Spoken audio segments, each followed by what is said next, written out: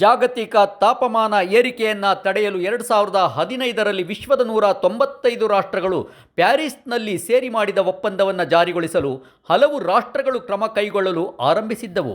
ಆದರೆ ಅಮೆರಿಕದ ಅಧ್ಯಕ್ಷರಾಗಿ ಆಯ್ಕೆಯಾದ ಮೊದಲ ಬಾರಿಗೆ ಡೊನಾಲ್ಡ್ ಟ್ರಂಪ್ ಅವರು ತಾಪಮಾನ ಏರಿಕೆ ಎಂಬುದೇ ವಿಜ್ಞಾನಿಗಳು ಸೃಷ್ಟಿಸಿದ ಮೋಸ ಎಂದು ಹೇಳಿ ಪ್ಯಾರಿಸ್ ಒಪ್ಪಂದವನ್ನು ಅಮೆರಿಕ ಜಾರಿಗೆ ತರುವುದಿಲ್ಲ ಎಂದು ಘೋಷಿಸಿಬಿಟ್ಟರು.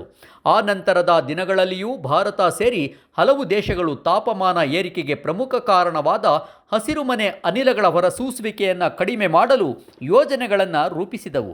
ಬರಬರುತ್ತಾ ಪ್ಯಾರಿಸ್ ಒಪ್ಪಂದದ ಕುರಿತು ಗಂಭೀರ ಚರ್ಚೆಗಳು ನಡೆಯುತ್ತಿಲ್ಲ.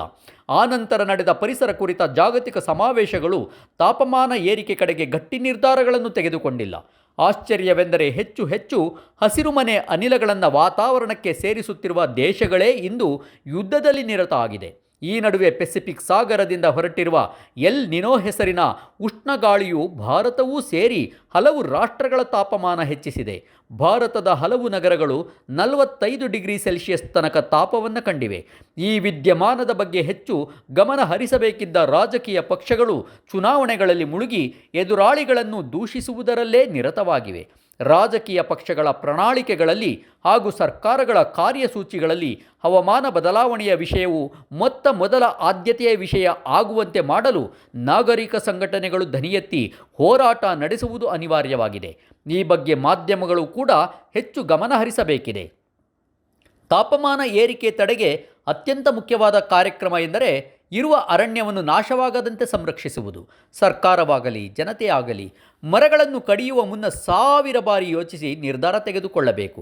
ಹಾಗೆಯೇ ಹಸಿರೀಕರಣವನ್ನು ಹೆಚ್ಚಿಸುವತ್ತ ಸರ್ಕಾರಗಳು ಹಾಗೂ ಸಂಘ ಸಂಸ್ಥೆಗಳು ಜೊತೆಗೂಡಿ ಕೆಲಸ ಮಾಡಬೇಕು. ಒಂದು ದೇಶದಲ್ಲಿ ಪರಿಸರ ಸಮತೋಲನ ಆಗಬೇಕಿದ್ದರೆ 33% ಅರಣ್ಯ ಇರಬೇಕೆಂದು ತಜ್ಞರು ಹೇಳುತ್ತಾ ಬಂದಿದ್ದಾರೆ. ಪ್ರತಿ ಊರಿಗೂ ಈ ನಿಯಮವನ್ನು ಅನ್ವಯಿಸಿಕೊಂಡರೆ ಯಾವ ಊರಿನ ಸ್ಥಿತಿ ಹೇಗಿದೆ ಎಂದು ತಿಳಿಯುತ್ತದೆ. ಹಾಸನ ನಗರದ ಉದಾಹರಣೆಯನ್ನೇ ನೋಡೋಣ. ಇಲ್ಲಿನ ನಗರಸಭೆಯು ಮಹಾನಗರ ಪಾಲಿಕೆ ಆಗುವ ಮುನ್ನ ನಗರದ ವಿಸ್ತೀರ್ಣ ಸುಮಾರು 6000 ಎಕರೆ ಪ್ರದೇಶ ಇತ್ತು. 33% ಅಂದರೆ 1980 ಎಕರೆಯಷ್ಟು ಅರಣ್ಯ ಇರಬೇಕಲ್ಲವೇ? ನಗರಾಭಿವೃದ್ಧಿ ಇಲಾಖೆಯ ನಿಯಮಗಳ ಪ್ರಕಾರ ಹೋದರೆ 10% ಅಂದರೆ 600 ಎಕರೆ ವಿಸ್ತೀರ್ಣದ ಉದ್ಯಾನವನಗಳು ಇರಬೇಕಿತ್ತು. ಈ ಊರಿನಲ್ಲಿ ಎಷ್ಟು ಉದ್ಯಾನವನಗಳಿವೆ ಎಂದು ಎಲ್ಲರಿಗೂ ಗೊತ್ತು. ಹಳೆಯ ನಗರದಲ್ಲಿ ಮಹಾರಾಜ ಪಾರ್ಕ್ ಬಿಟ್ಟರೆ ಉದ್ಯಾನವನಗಳೇ ಇಲ್ಲ. ಹೊಸ ಪ್ರದೇಶಗಳಲ್ಲೂ ಕೂಡ ಉದ್ಯಾನವನಗಳಿಗೆ ಮೀಸಲಿಟ್ಟ ಜಾಗಗಳನ್ನು ಪಟ್ಟಭದ್ರರು ಕಬಳಿಸಿದರು. ಈ ಜಾಗಗಳನ್ನು ರಕ್ಷಿಸಿಕೊಳ್ಳಬೇಕಾದವರೇ ಪಟ್ಟಭದ್ರರೊಂದಿಗೆ ಶಾಮೀಲಾದರು. ಈಗ ಕಾನೂನುಗಳು ಬಿಗಿ ಆಗಿರುವುದರಿಂದ ಹೊಸ ಬಡಾವಣೆಗಳಲ್ಲಿ ಉದ್ಯಾನವನಗಳಿಗೆ ಮೀಸಲಿಟ್ಟ ಜಾಗಗಳು ಉಳಿಯುವ ಭರವಸೆ ಏನೋ ಇದೆ. ಆದರೆ ಪ್ರಜಾಪ್ರಭುತ್ವದಲ್ಲಿ ಪ್ರಭುಗಳೆಂದು ಕರೆಸಿಕೊಳ್ಳುವ ಪ್ರಜೆಗಳು ಎಚ್ಚೆತ್ತುಕೊಳ್ಳದಿದ್ದರೆ ಇವು ಕೂಡ ಉಳಿಯಲಾರವು. ಈಗೇನೋ ಜಿಲ್ಲಾಧಿಕಾರಿಗಳಾದ KS ಲತಾಕುಮಾರಿಯವರು ಹಾಸನ ನಗರದ ವ್ಯಾಪ್ತಿಯಲ್ಲಿ 5 ಲಕ್ಷ ಗಿಡಗಳನ್ನು ನೆಟ್ಟು ಪೋಷಿಸುವ ಮಾತನಾಡುತ್ತಿದ್ದಾರೆ. ನಗರ ಪಾಲಿಕೆ ಮತ್ತು ವಿವಿಧ ಇಲಾಖೆಗಳು ಹಾಗೂ ಸಂಘ ಸಂಸ್ಥೆಗಳಿಗೆ ಗಿಡ ನೀಡುವ ಗುರಿ ನಿಗದಿಪಡಿಸುತ್ತಿದ್ದಾರೆ. ಜಿಲ್ಲಾಧಿಕಾರಿಗಳ ಕಾಳಜಿ ಮತ್ತು ಉತ್ಸಾಹವನ್ನು ಮೆಚ್ಚಲೇಬೇಕು. ಆದರೆ 5 ಲಕ್ಷ ಗಿಡಗಳು ಲಭ್ಯ ಇದೆಯೋ ಎಂಬುದನ್ನು ಅವರು ಖಾತ್ರಿಪಡಿಸಿಕೊಂಡಿದ್ದಾರೆಯೇ ತಿಳಿಯದು.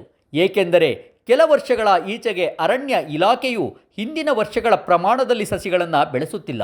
ಏಕೆಂದರೆ ನರ್ಸರಿಗಳಿಗೆ ಅಗತ್ಯವಾದ ಹಣವನ್ನು ಸರ್ಕಾರ ಬಿಡುಗಡೆ ಮಾಡುತ್ತಿಲ್ಲ. ಜಿಲ್ಲಾಧಿಕಾರಿಗಳು ನಿಗದಿ ಮಾಡಿಕೊಂಡಿರುವ ಸಂಖ್ಯೆಯ ಗಿಡಗಳಲ್ಲಿ ಸಾಕಷ್ಟು ಹೊರ ಜಿಲ್ಲೆಗಳಿಂದ ಅಥವಾ ಹೊರ ರಾಜ್ಯಗಳಿಂದಾದರೂ ತರಿಸಬೇಕಾಗಬಹುದು.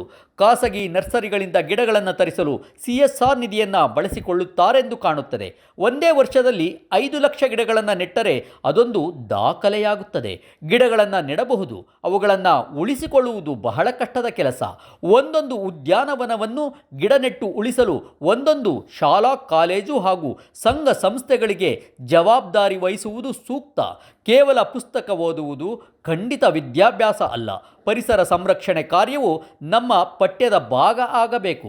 ಚಿಕ್ಕ ವಯಸ್ಸಿನಲ್ಲಿ ಒಂದು ಗಿಡ ನೆಡದ ವಿದ್ಯಾರ್ಥಿ ದೊಡ್ಡವನಾದ ಮೇಲೆ ಒಂದು ಕೊಡ ನೀರು ಕೂಡ ಹಾಕಲಾರ. ಮರಗಿಡಗಳಿಗೂ ತಮಗೂ ಸಂಬಂಧವೇ ಇಲ್ಲವೆಂಬಂತೆ ವಿದ್ಯಾವಂತರೆನಿಸಿಕೊಂಡವರ ವರ್ತನೆಗೆ ಅವರಿಗೆ ಪರಿಸರದ ಜೊತೆ ಸಂಬಂಧ ಬೆಸೆಯದಿರುವುದು ಮುಖ್ಯ ಕಾರಣ. ಒಂದು ಸಂತೋಷದ ಸಂಗತಿ ಎಂದರೆ ಹಾಸನದ ಸಮೀಪ ಇರುವ ಬುರ್ಡಾಳ್ ಬೋರೆ ಅರಣ್ಯದಲ್ಲಿ ಇರುವ ನೀಲಗಿರಿ ಮರಗಳನ್ನು ಬೇರು ಸಹಿತ ತೆಗೆದು ಸ್ಥಳೀಯ ಪ್ರಭೇದದ ಮರಗಿಡಗಳನ್ನು ಬೆಳೆಸಲು ಅರಣ್ಯ ಇಲಾಖೆ ಮುಂದಾಗಿ ಈ ವರ್ಷ ಇಲ್ಲಿ 375 ಎಕರೆ ಪ್ರದೇಶದಲ್ಲಿ 1.5 ಲಕ್ಷ ಗಿಡ ನೆಡುವ ಕಾರ್ಯಕ್ರಮ ನಡೆಯಲಿದೆ ಎಂದು ಉಪ ಅರಣ್ಯ ಸಂರಕ್ಷಣಾಧಿಕಾರಿ ಸೌರಭ್ ಕುಮಾರ್ ಅವರು ವಿಶ್ವಪಥಕ್ಕೆ ತಿಳಿಸಿದ್ದಾರೆ. ಪ್ರತಿ 200 ಎಕರೆ ಪ್ರದೇಶದಲ್ಲಿ ನೀಲಗಿರಿ ತೆಗೆದು ಸ್ಥಳೀಯ ಪ್ರಭೇದದ ಗಿಡಗಳನ್ನು ಬೆಳೆಸಿದರೆ 5 ವರ್ಷಗಳಲ್ಲಿ 1,000 ಎಕರೆ ಪ್ರದೇಶವು ಜೀವ ವೈವಿಧ್ಯದ ತಾಣವಾಗಲಿದೆ. ಇಂತಹದ್ದೊಂದು ಯೋಜನೆಯನ್ನು ಕಾರ್ಯಗತಗೊಳಿಸಲು ಹಾಸನದಲ್ಲಿ ಪರಿಸರ ಚಟುವಟಿಕೆಗಳನ್ನು ನಿರಂತರವಾಗಿ ನಡೆಸುತ್ತಿರುವ ಹಸಿರು ಭೂಮಿ ಪ್ರತಿಷ್ಠಾನವು ಅರಣ್ಯ ಇಲಾಖೆಗೆ ಮನವಿ ಸಲ್ಲಿಸುತ್ತಾ ಬಂದಿರುವುದನ್ನು ಇಲ್ಲಿ ಸ್ಮರಿಸಬಹುದು. ವಿಶ್ವಪಥ ಟಿವಿಯಿಂದ ನಿಮ್ಮ ಪ್ರೀತಿಯ ಬಾಲರಾಜ್. ವಿಶ್ವಪಥ ಟಿವಿಯನ್ನು ಸಬ್ಸ್ಕ್ರೈಬ್ ಮಾಡಿ, ಶೇರ್ ಮಾಡಿ, ಲೈಕ್ ಮಾಡಿ.